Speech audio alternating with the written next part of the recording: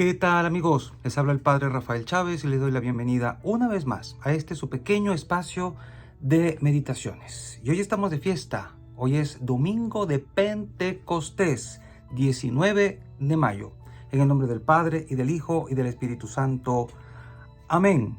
Dios nuestro, que por el misterio de la festividad que hoy celebramos, santificas a tu iglesia, extendida por todas las naciones, concede al mundo entero los dones del Espíritu Santo y continúa obrando en el corazón de tus fieles las maravillas que te dignaste realizar en los comienzos de la predicación evangélica.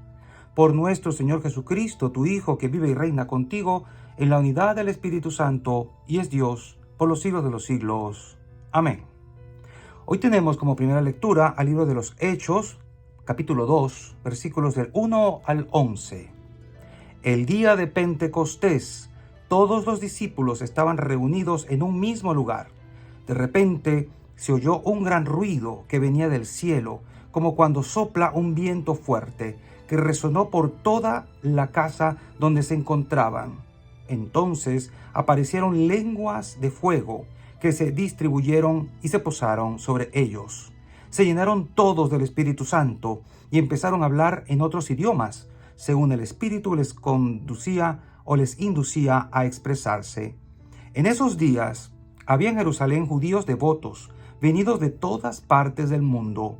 Al oír el ruido, acudieron en masa y quedaron desconcertados, porque cada uno los oía hablar en su propio idioma. Atónitos y llenos de admiración, preguntaban: ¿no son galileos todos esos que están hablando? ¿Cómo pues los oímos hablar en nuestra lengua nativa? Entre nosotros hay medos, partos y elamitas. Otros vivimos en Mesopotamia, Judea, Capadocia y el Ponto, y en Asia, en Frigia y en Panfilia, en Egipto o en la zona de Libia que limita con Cirene. Algunos somos visitantes venidos de Roma, judíos y prosélitos. También hay cretenses y árabes. Y sin embargo, cada quien los oye hablar de las maravillas de Dios en su propia lengua. Palabra de Dios, te alabamos, Señor. Salmo 103. Envía tu Espíritu, Señor, y repuebla la faz de la tierra. Bendice, alma mía, al Señor. Dios mío, qué grande eres. Cuántas son tus obras, Señor. La tierra está llena de tus criaturas. Envía tu Espíritu, Señor, y repuebla la faz de la tierra. Les retiras el aliento y expiran, y vuelven a ser polvo. Envías tu aliento y los creas, y repueblas la faz de la tierra. Envía tu Espíritu, Señor, y repuebla la faz de la tierra. Gloria a Dios para siempre. Goce el Señor con sus obras. Que le sea agradable mi poema, y yo me alegraré con el Señor.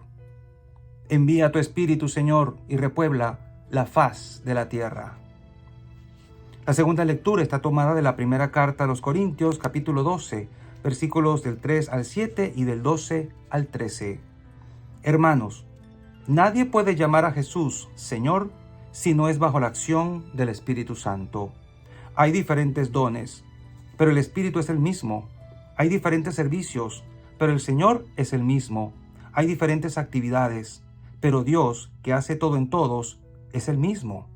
En cada uno se manifiesta el Espíritu para el bien común. Porque así como el cuerpo es uno y tiene muchos miembros, y todos ellos, a pesar de ser muchos, forman un solo cuerpo, así también es Cristo, porque todos nosotros, seamos judíos o no judíos, esclavos o libres, hemos sido bautizados en un mismo Espíritu para formar un solo cuerpo, y a todos se nos ha dado a beber del mismo Espíritu. Palabra de Dios, te alabamos, Señor. Secuencia. Ven, Dios Espíritu Santo, y envíanos desde el cielo tu luz para iluminarnos. Ven ya, Padre de los pobres, luz que penetra en las almas, dador de todos los dones, fuente de todo consuelo, amable huésped del alma, paz en las horas de duelo. Eres pausa en el trabajo, brisa en un clima de fuego, consuelo en medio del llanto. Ven, luz santificadora, y entra hasta el fondo del alma de todos los que te adoran. Sin tu inspiración divina, Los hombres nada podemos y el pecado nos domina. Lava nuestras inmundicias, fecunda nuestros desiertos y cura nuestras heridas. Doblega nuestra soberbia, calienta nuestra frialdad, endereza nuestras sendas. Concede a aquellos que ponen en ti su fe y su confianza tus 7 sagrados dones. Danos virtudes y méritos, danos una buena muerte y contigo el gozo eterno. Y el Evangelio está tomado de Juan, capítulo 20, versículos del 19 al 23. Al anochecer del día de la resurrección, estando cerradas las puertas de la casa donde se hallaban los discípulos, por miedo a los judíos, se presentó Jesús en medio de ellos y les dijo: la paz esté con ustedes. Dicho esto, les mostró las manos y el costado. Cuando los discípulos vieron al Señor, se llenaron de alegría.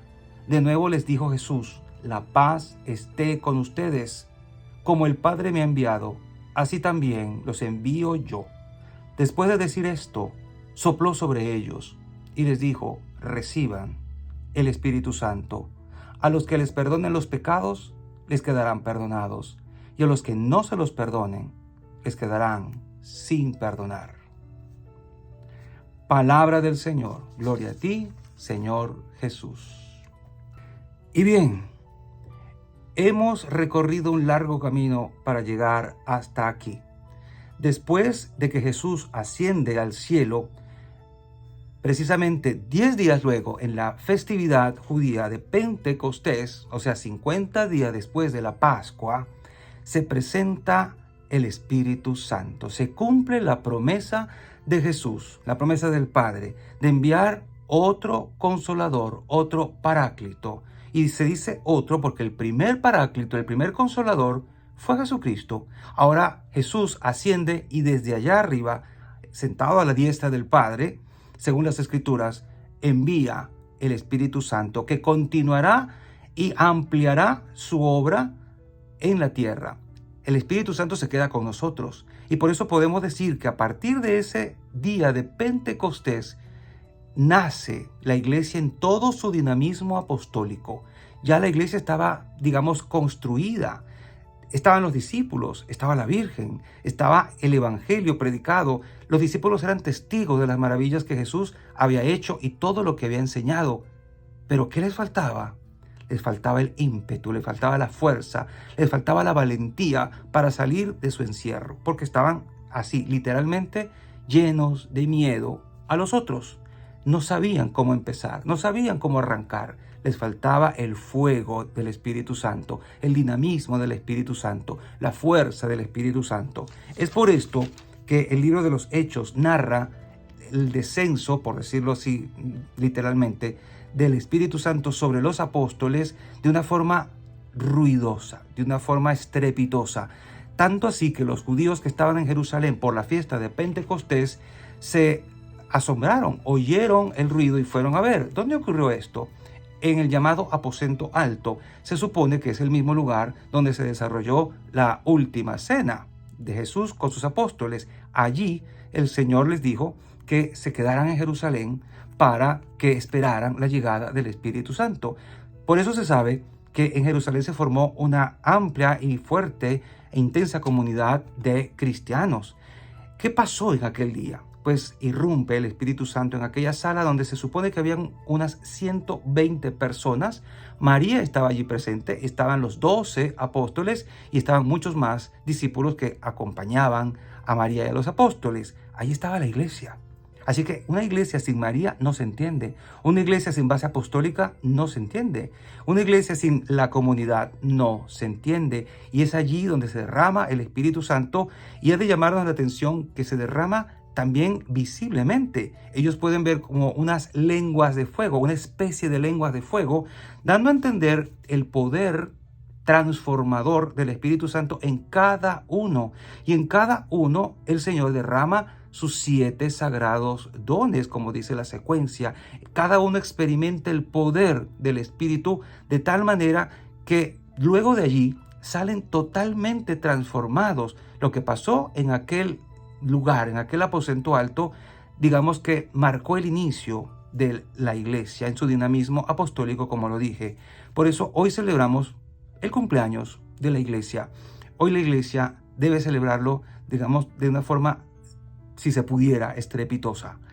Salir a evangelizar, salir a proclamar las maravillas del Señor, porque eso fue lo que hicieron los apóstoles. Ha de llamarnos la atención que después de esto salió Pedro y empezó a predicar con poder. Hizo como un resumen maravilloso de toda la historia de la salvación hasta llegar a Jesucristo y a declarar que Él es el Hijo del Padre, el ungido, y que había muerto por nuestros pecados para librarnos del poder del pecado y de la muerte.